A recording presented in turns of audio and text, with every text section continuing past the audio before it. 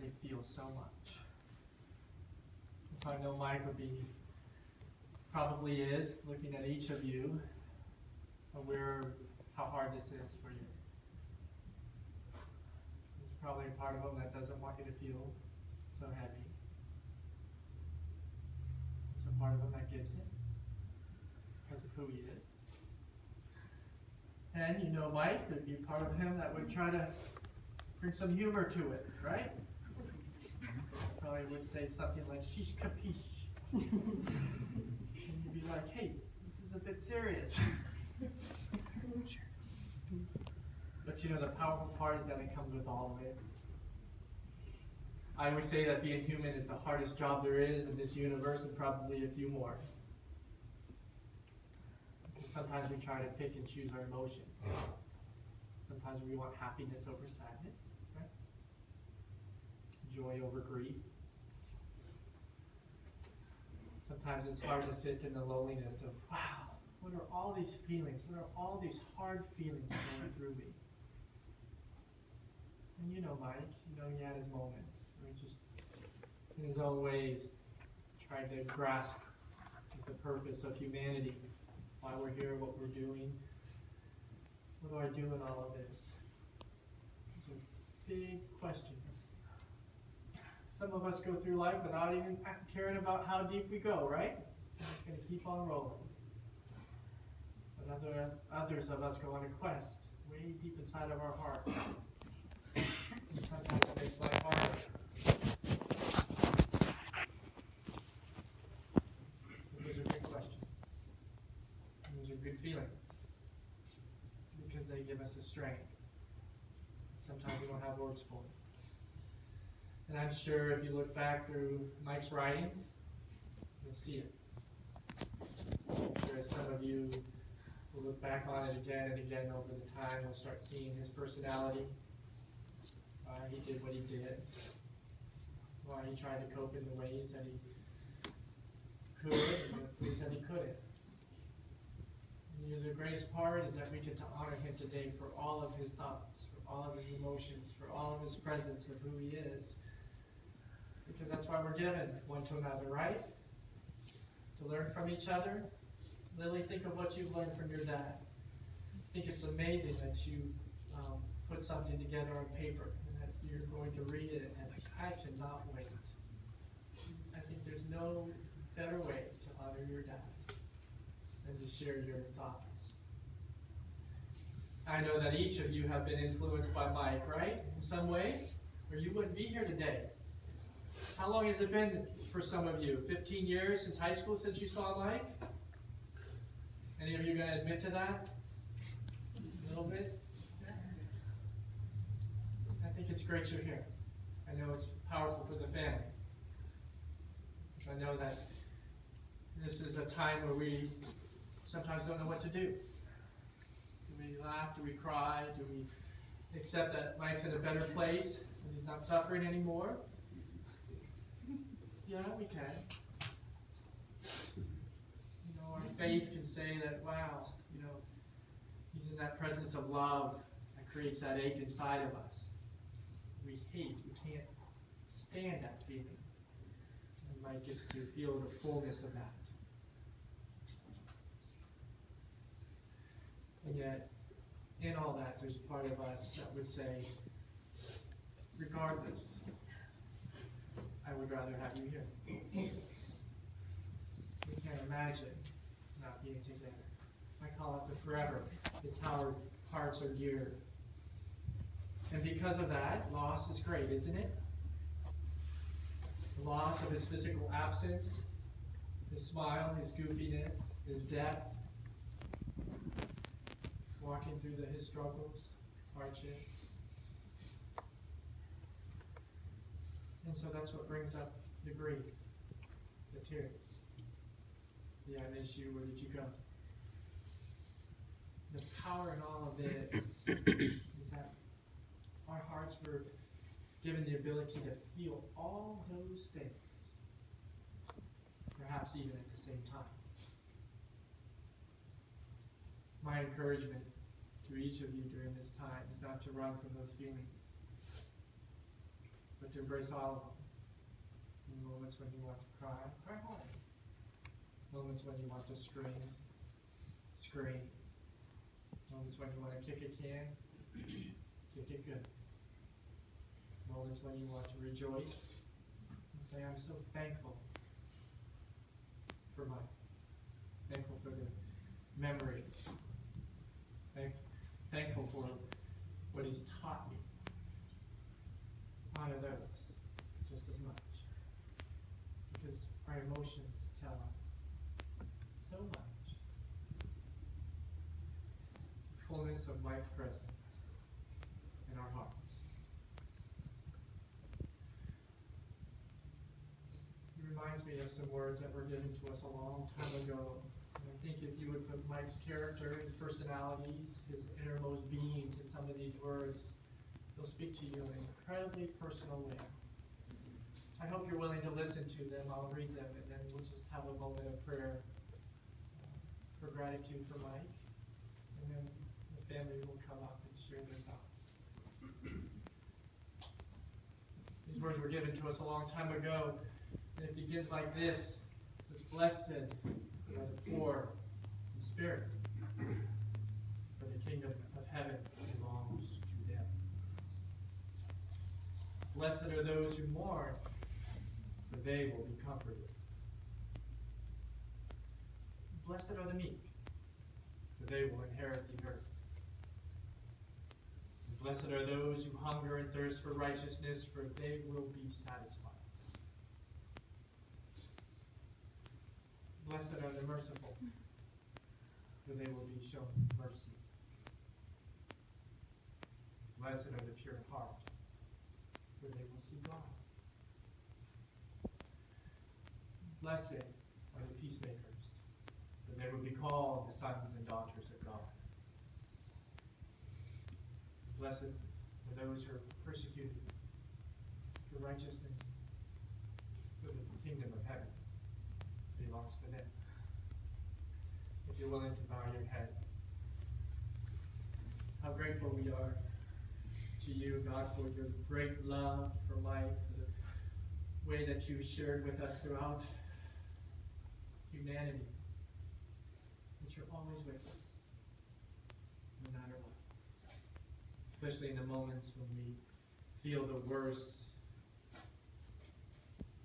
you tell us that your grace is sufficient for us, and that you give us understanding that surpasses any sense of understanding or answers that this world has to give. And that you started a great work in Mike's heart a long, long time ago. And that you're going to continue that great work forever and ever and ever. Help us to honor him with our thoughts, with our emotions, with our stories, our memories. Because that's what you do every day with him. We're grateful for your son. Grateful for all that he's taught each person here and the impact that he's had on each of them. May we be strengthened for what he has taught. Help us to honor him right here, right now. In Christ's name we pray. Amen.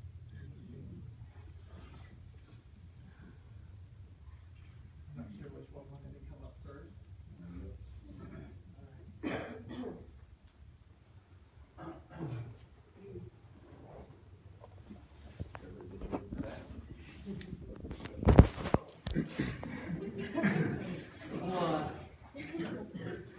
I was trying to come up with some stuff to say about Mike. It's hard to come up with some PC stories, so I'll just tell you some weird moments. I used to spend the weekend over at my roommate's house, and I always had to walk back home. So that took about 90 minutes. And I was 16, I think. I'm walking home with my long hair. I had hair then. And somebody pulls up, offers me a ride. Look over, it's my 14-year-old brother.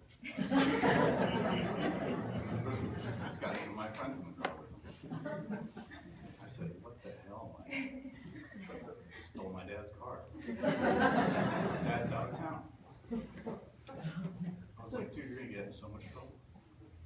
He said, you want to ride or not? Yes, I do. I'll walk 90 minutes in a 40 minutes. So we're cruising, and then we get to Brickell Street. Brickell Street, there's some length to it. And so my friends encouraged Michael to punch it. So he gets up to 92 miles an hour before he does a little fishtail and does 2 360s perfectly on the side of the road, pops 2 tires. First thing out of my mouth was, talk about parallel parking. Starts going again, realizes the tires are popped, and says, fuck it. So, ding, ding, ding, ding, ding, ding, ding, ding. I said, you're gonna get pulled over, let me out, I'll walk the rest of the way. So I walked for 45 minutes, and Michael's home. He's got the car exactly where it was, except now it's got 2 flat tires. He's out there with a kitchen steak knife trying to cut the tire off. He's freaking out. How's he gonna replace this? You know, can't even get the tire off with a steak knife. So, I used to hang out with a lot of adults back then. My dad had a girlfriend at the time that I used to smoke pot with when he didn't know it. And called her up and asked her to help me out, and being a good person, she replaced the tires. Dad never did. Until about a year ago. Michael thought it was about time to let Dad know all the crazy shit he did. So, things started to come together for my dad, and then he said, anything else you want to tell me? And he's like, well, you know, I knew you had that big bag of money in the trunk. And my dad's like, well, I thought it was a little light when I came back from that trip. My brother always had brand new clothes. You know, that's Michael. So, you know, I know everybody here knows him differently. I haven't spent a lot of my adult years with him. I don't know his life. I only know it from the family's perspective.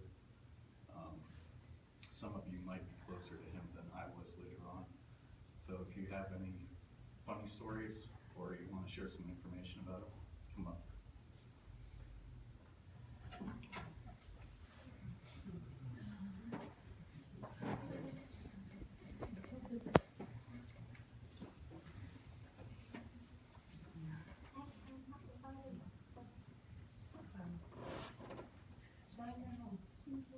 Daddy was a determined, hardworking man who didn't deserve to have died so early in life.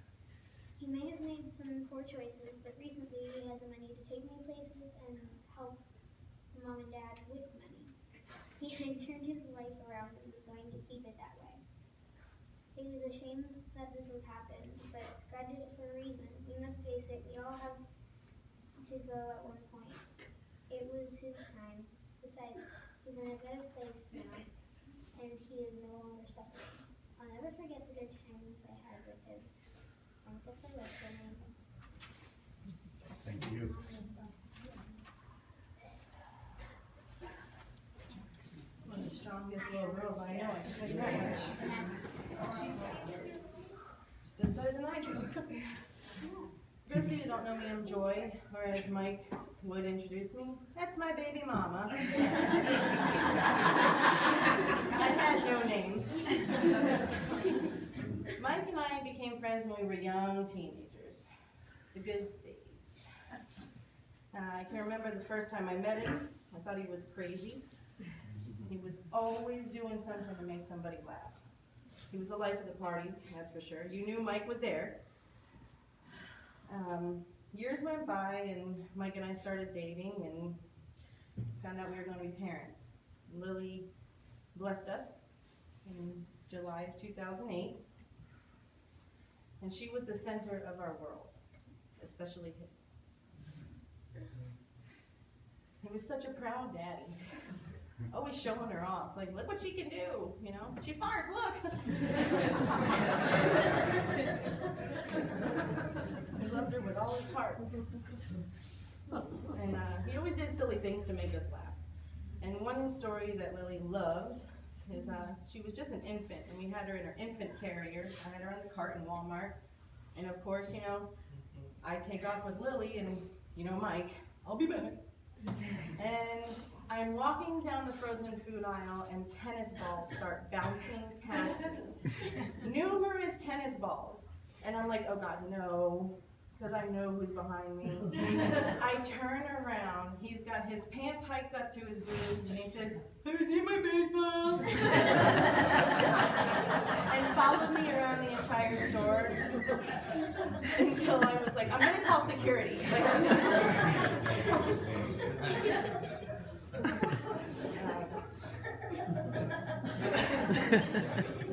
Even through his tougher times in life, he never stopped loving his little girl.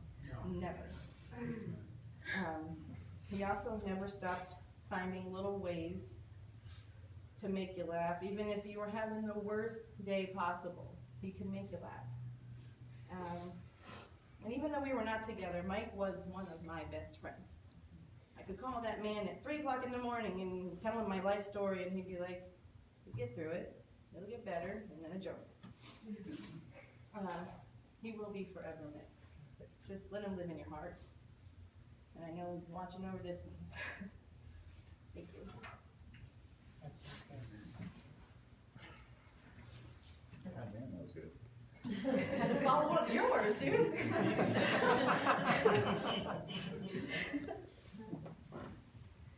You know, the scariest part in that story is that that Walmart thing is something that I would do. Any other family before anyone else comes out?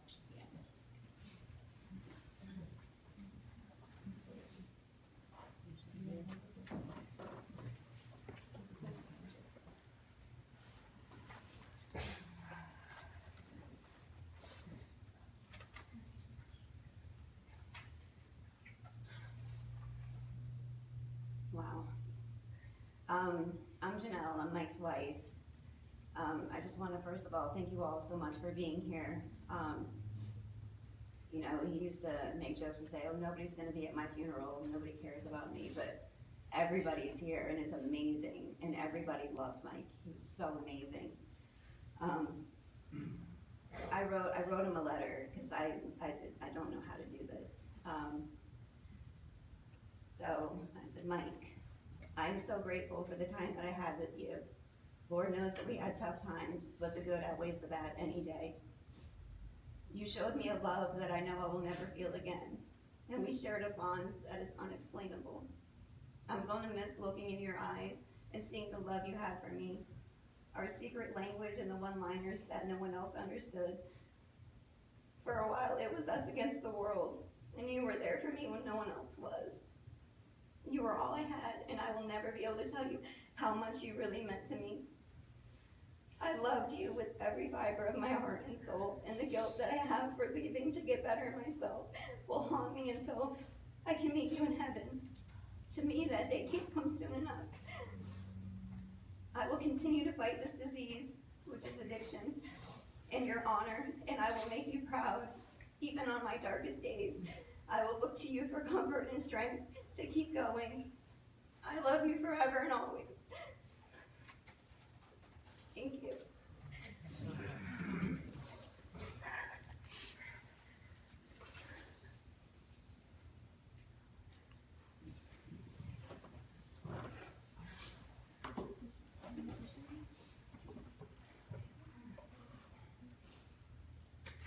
Janelle, right? Yeah. Yeah. Wow. I love the truth of your words. Thank you for being so open with all of us. It takes greater courage to make that decision, to allow the freedom for hearts to grow stronger without, I call it, taking each other out, which is way easier to do out of fear, out of addictions, that's what we do to each other. And to find that independence and that inner power, that trust and that faith to grow strong, absolutely phenomenal. So keep it going. Thank you. That's so good. Anyone else? Matt asked you to share a funny story. I don't know if you topped that cutting a knife or using a little knife to cut tires, but it's pretty funny. Anyone else?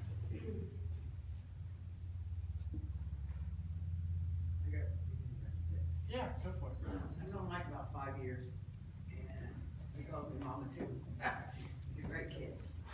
And some of the funny things that I've done with him is he would call me and say, "What are you doing, Ma?" I said, "Nothing." He said, "Well, how about going to get a brevet?" Which was good, because he knew I liked him, and he did. But then that meant, hey, you got extra to take me here, or we go there. Which I knew, you know. And some of the stories with him is, for a while there, he had this bicycle. He got it from his mom. It had the baskets on the side, something like that. And he was going to work like that. And if he got too tired after work, he said, "Can you come pick me up? We can get the bike in the trunk," and put his tools in the back seat. And I did. But he would ride that bike around to cut trees, go to the people's house.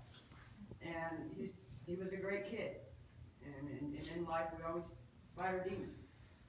And the one thing about Mike that I wish I did, and I always said I was going to do, is he could write some poetry like you would not believe.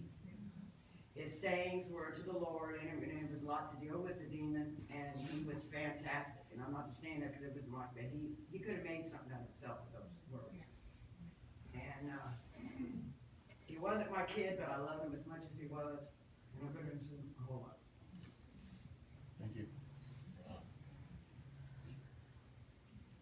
It's so good that he found a place, his writing, to vent and express all that was going on. All of our emotions need a place to come out. And when we learn how to direct them, it gives us a chance to grow stronger. All of our emotions are meant for that. Bring us to a better place of coping. Speaking of coping, those of you who want to say something and is scared to talk in private or in public, if I can talk, you can talk. We have one more. Yes.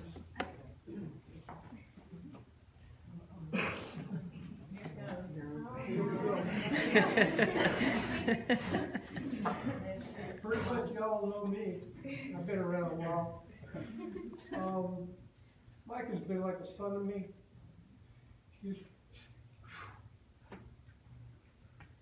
He's my sister's son, and my sister and I are like this. And y'all know what that is. We're very close. Mike would come to the house. "Uncle Bill, you got this? You got that?" Always looking for something, you know. He might have wanted to borrow a tool. You know, "Okay, Mike, you're good. You know, do what you gotta do, come on back." They come back, "Where's my tool, Mike?" "Well, I'll bring it to you next time. Can I borrow? Maybe?" "Sure, Mike." That tool I wouldn't see for long. But I don't think I ever did see it. I don't know how many tools that I don't have no more, but, you know, I helped him out. He was a good man. He was like my son. He was a friend. He was like my right arm. You know, he was tight. He was tight with something. I should have been there. I wish I was there. If there was anything that I could have done. Just like the rest of you. You would have done anything for him. And you know, if I could get up here and speak, you know, even if it didn't mean anything or if it meant everything, it didn't matter. If I didn't get up here and speak, Mike would have been. Mike is a good guy. He's funny. Pretty hilarious. I don't know anybody any funny. You know, he had a lot of love in his heart for his little girl. You know, one thing Mike would ask, and I'm going to say that, one thing Mike would ask is that everybody just, you know, if you can, you know, his little girl's going to need, you know, a little comfort here and there, in whatever fashion it may be. You know, it might be a donation of, you know, I know there's a set thing online where you can help out with whatever. People are giving $10, $20, whatever it is. You know, if I didn't stand here and say this for Mike, I would feel like I was an asshole. Okay? Mike has been good to all of us. Mike has been a true friend to all of us.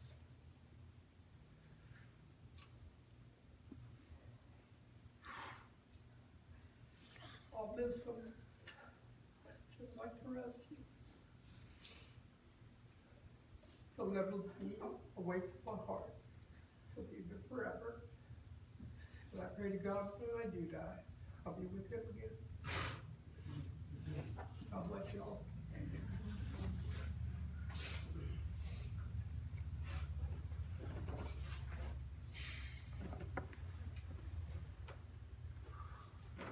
Somebody over here wanted to come up? I just wanted to say, you know, I've known Mike for a very long time, and we've had a lot of memories together. And it was funny, I was thinking about it the other day. It dawned on me that, you know, all the interactions that Mike and I have had, you know, in the time that we've known each other, I realized that I don't think we've ever had a conversation where there was not a beatbox or a rap involved. And I miss those, and I was talking to Susie and Doogie about it, and I realized how, you know, it's funny how you miss those times, and, you know, during those interactions, you think, you know, you don't realize how much you're gonna miss those silly beatboxes and those crazy raps that at the time they don't make sense, and you're like, what the hell are you talking about, Mike? Will you stop beatboxing for 5 minutes so we can have a normal conversation? And now I'm looking at him, and I wish I could hear it one more time. But I have those memories, and I love them, and I miss them. That's what makes Mike Mike. And everybody who knows Mike knows what I'm talking about right now. And, you know, that's what makes Michael Leary who he is. And I just wanted to bring that up because, you know, I don't know how to explain it, but I think that everybody understands it. And Janelle, I've known you for a very long time, and Joy, I've known you for a very long time, and there are a lot of people here who we've all made memories with Mike, and we're really gonna miss him, and he's touched us all in a very special way. Thank you all for being here. That means we That's so good. Your words are appreciate so good. And here I was told that you were going to give us an example of that beatbox. I wish I could. He does it better than anybody on the planet. I was gonna stand up too, but I want to get you hurt your neck. You better do that. You better do that beatbox, Dewey. I'll do the beatbox, that's my. Matt, it's good to see you, I haven't seen you in a long time. It's nice to find out your name. Baby mama to me too. But, I put a lot of those pictures in there, and I couldn't find one with me with a beard, so sorry about that. But, now, you know, me and Mike grew up together, he's one of my oldest friends, and he was just all around a great guy, and I was actually trying to think of any stories that I could tell in a church environment, and I could really think of. But one story I can't tell you is that when my grandmother came down, Mike, and I watched in horror as he rapped to my very old, very 70-year-old grandmother, old dirty pimp. She could have disowned me. My grandma was a good support.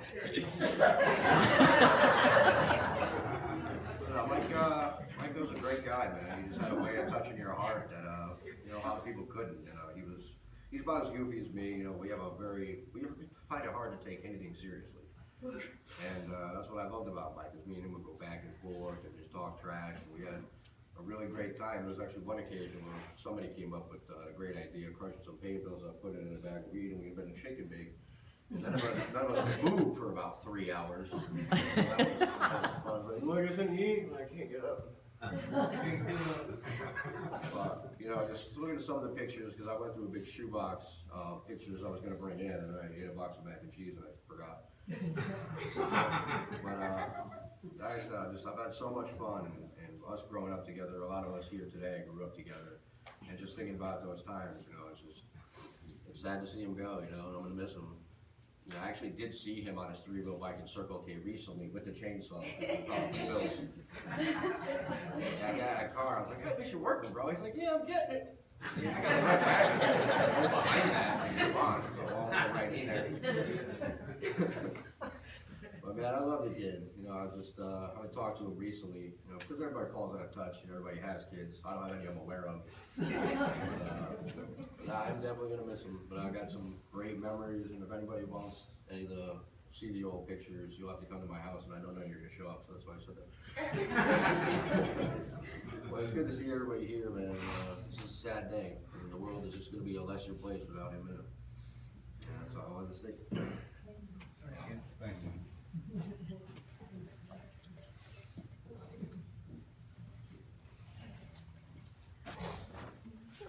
Bless you, bud. So good, you just can't make those stories up, can you? And That's beautiful. Isn't it amazing the details that come? Fills up our days in so many different ways, and we think, wow, my days are different.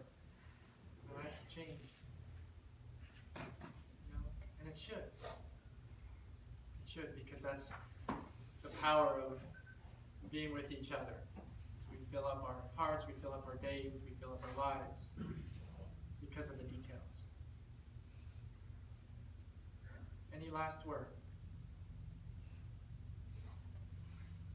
Any of the people in the back? Got a call on you. All of you have shared incredible, meaningful words, great stories, great thoughts. You've expressed your emotions, how you feel about Mike in so many different ways. You know, Loretta, Travis, my heart is with you. Matt, Lily, Mama Joy, Janelle, yeah, all of you. That's so good. Continue to grieve well. Continue to be strong in the days ahead. Remember him well. I want to share some of what you have in front of you. If you picked up the card as our closing words, sometimes it's easy not to read these. And you know, if you chose these words, they're perfect for all that you have shared about Mike, about how he would want you to be feeling at this point, and how you feel about him. I'm going to use this as our closing words. It begins with, I'm free. Don't grieve for me now, for now I'm free. I'm following the path God has laid for me. I took his hand when I heard him call. I turned away and I left it all. I could not stay another day to laugh, to love, to work, or play. Tasks left undone must stay that way. I found that place at the close of the day. If my parting has left a void, then fill it with remembered joy. A friendship shared, a laugh, a kiss. Oh yes, these things I too shall miss. Be not burdened with times of sorrow. I wish you the sunshine of tomorrow. My life's been full. I've savored much. Good friends, good times, a loved one's touch.